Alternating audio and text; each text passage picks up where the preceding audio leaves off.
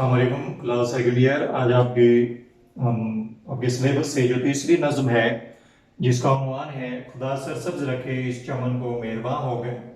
شاعر کا نام ہے اکبر الہ آبادی، ایک نظیر اکبر آبادی ہے اور یہ اکبر الہ آبادی ہے۔ یہ ذہن میں رہے کہ اکبر الہ آبادی ہے، اسلام اکبر تھا اور الہ آباد میں پیدا ہونے کی وجہ سے اکبر الہ آبادی کے نام سے مشہور ہوئے۔ تو نظم کا عنوان خدا سرسبز رکھے اس چمن کو مہرباں ہو گئے۔ اس میں کہتے ہیں کہ جب بہار آتی ہے تو ہر طرف پھول کھل اٹھتے ہیں اور مختلف پرندے جو ہیں وہ چہچہانے لگتے ہیں، ہر طرف ہریالی چھا جاتی ہے اور ساری چیزیں جو ہیں، سارا باغ جو ہے وہ اللہ کی حمد و ثنا کرنے لگتا ہے اور خوبصورت الفاظ میں یہ دعا کرتے ہیں کہ اللہ یہ چمن ہمیشہ سرسبز و شاداب رہے۔ تو شاعر کہتے ہیں اس کے پہلے شعر میں کہ بہار آئی کھلے گل زیب سینے بوستاں ہو کر، انادل نے مچائی دھوم سرگرم فغاں ہو کر۔ تو یہاں پہ کہتے ہیں کہ جب بہار آتی ہے تو بوستان، گلستان، باغ کے صحن میں پھول کھل اٹھتے ہیں اور وہ پھول جو ہیں وہ صحن کی خوبصورتی کا باعث بنتے ہیں۔ اور انادل نے مچائی دھوم سرگرم فغاں ہو کر، انادل بلبلیں جو ہیں وہ دھوم مچانے لگتی ہیں، خوشی سے چہچہانے لگتی ہیں۔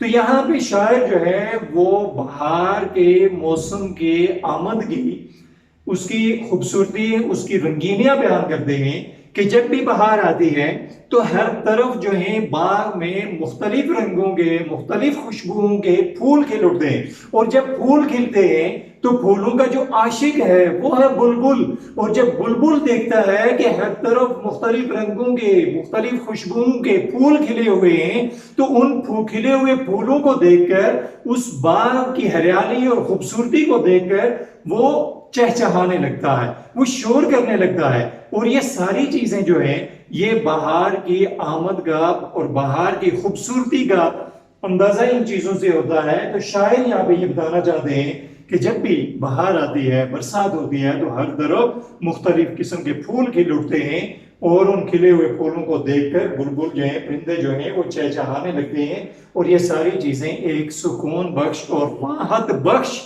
منظر پیش کرتی ہیں۔ دوسرے شعر میں کہتے ہیں کہ بچھا فرش زمرد اہتمام سبزہ در میں، چلی مستانہ وش باد صبا عنبر فشاں ہو گئے۔ کہ جب بہار آتی ہے، برسات ہوتی ہے تو ہر طرف سبزہ ہی سبزہ، یوں لگتا ہے جیسے زمرد، یہ نیلے رنگ کا ایک قیمتی پتھر ہے، کہ ایسا لگتا ہے جیسے اس زمرد کے پتھر کا فرش بچھا ہوا، یعنی کہ ہر طرف میدانوں میں، جنگلوں میں، بیلوں میں، ہر جگہ پہ گھاس اگ آتی ہے اور وہ سبز گھاس، ہری گھاس اتنی خوبصورت لگتی ہے، ایسا لگتا ہے کہ جیسے زمرد کا فرش بچھا ہوا ہو۔ اور جب باغ میں پھول کھلے ہوں، پھر سبزے کا فرش بچھا ہو اور جب مختلف رنگوں اور خوشبوؤں کے پھول ہوں، تو جب وہاں پہ صبح کی ٹھنڈی ہوا چلے گی، اس ہوا کے اندر جب ان پھولوں کی خوشبو شامل ہو جائے گی تو وہ مستانوں کی طرح جھومتے ہوئے چلے گی، اور جس سمت سے وہ ہوا گزرے گی وہ ان پھولوں کی خوشبو کو بکھیرتی رہے۔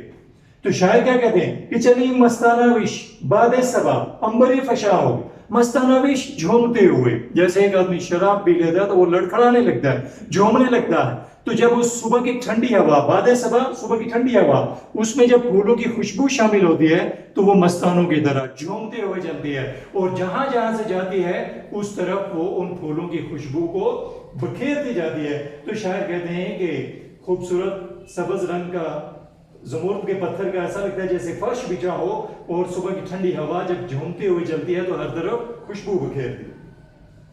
تیسرے شعر میں کہتے ہیں کہ عروج نشو نما سے ڈالیاں جھومے، ترانے گائے مرغان چمن نے شادماں ہو گئے۔ اب جب بہار آتی ہے تو وہ ٹنڈ منڈ درخت جو ہوتے ہیں، جن کے پتے، شاخیں سب کچھ ختم ہو چکی ہوتی ہیں، ان پہ نئی کونپلیں نکلتی ہیں، نئے پتے نکلتے ہیں، پھر وہ بڑھتے ہیں، اور کب بڑھتے ہیں؟ جب صبح کے وقت ٹھنڈی ہوا چلتی ہے، ان کے اوپر شبنم کے قطرے پڑے ہوئے ہوتے ہیں، اس وقت ان کی نشو نما بڑھتی ہے، نشو نما ہوتی ہے، وہ بڑھنے لگتے ہیں، اور اس بڑھنے کے نشے میں وہ ڈالیاں جو ہیں، وہ کونپلیں جو ہیں، وہ اس ٹھنڈی ہوا میں جھومنے لگتی ہیں۔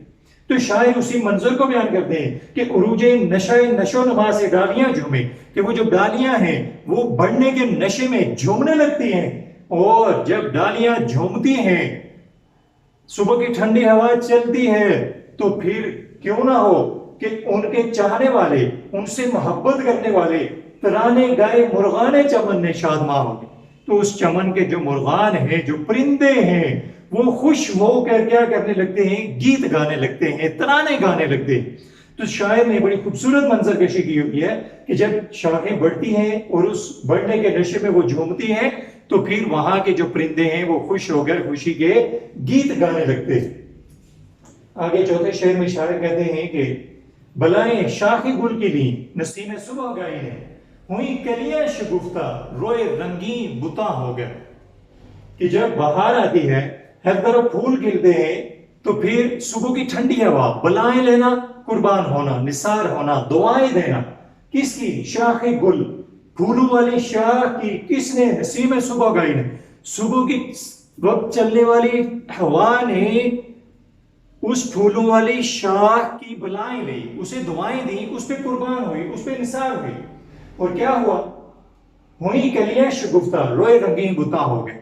تو وہ جو پھولوں کی کلیاں تھی وہ کھل اٹھی، خوبصورت چہرے بن گئے، یعنی کہ جب وہ کلی تھی، صبح کی ٹھنڈی ہوا چلنے لگی، اس وقت وہ پھول کھلنے لگے، اور پھولوں کے کھلنے کا جو وقت ہے وہ صبح تہجد کے بعد نماز فجر اور سورج نکلنے تک، اس وقت جتنے بھی پھول ہیں وہ کھل اٹھتے ہیں۔ تو شاعر اسی حقیقت کو بیان کر رہے ہیں کہ جب صبح کی ٹھنڈی ہوا ان شاخوں پہ قربان ہوتی ہے، اور ان کی جو کلیاں ہوتی ہیں، پھول ابھی کھلے نہیں ہوتے، تو وہ خوبصورت چہرے والے پھول بن کر کھل اٹھتے ہیں، اور اس چمن کی خوبصورتی کو چار چاند لگا دیتے ہیں۔ پھر آگے کہتے ہیں، پانچواں شعر ہے کہ کیا پھولوں نے شبنم سے وضو، صحن گلستان میں صدائے نغمہ بلبل اٹھی، بانگے آزاں ہو گئے، کہ ان پھولوں کے اوپر صبح کے وقت شبنم کے قطرے پڑے ہوئے، تو ایسا لگ رہا ہوتا ہے کہ جیسے ان پھولوں نے شبنم کے قطروں سے وضو کر لی۔ اب دیکھیں کہ ایک آدمی وضو کرتا ہے تو وضو کے بعد کا معاملہ کیا ہے؟ اذان، اذان کے بعد کیا؟ عبادت، نماز۔ تو یہاں پہ جب بھی ہم کسی آدمی کو دیکھتے ہیں وضو کرتے ہوئے، تو ہمارے ذہن میں یہی آتا ہے کہ یہ کوئی عبادت کرنے لگے، نماز پڑھنے لگا ہے، قرآن پاک پڑھنے لگا ہے، کوئی ذکر و اذکار کرنے لگے۔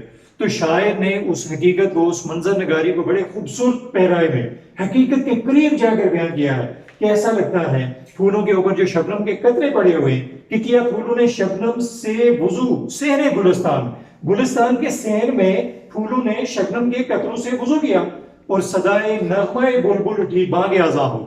اور جب پھول کھلے ہوئے ہیں، ان کے اوپر شبنم کے قطرے پڑے ہوئے ہیں، تو پھر پھولوں کا عاشق بلبل بھلا کیسے خاموش رہ سکتا ہے؟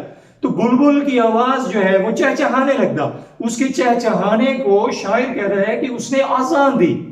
اب جب وضو ہو جائے تو پھر آزان، اور اس کے بعد ساری مخلوق جو ہے، وہ ساری کائنات جو ہے وہ اللہ کی حمد و ثنا کرنے لگتی ہے۔ تو شاعر بھی یہ کہتا ہے کہ صدائے نغمہ بلبل اٹھی، بانگ آزان ہو گئے۔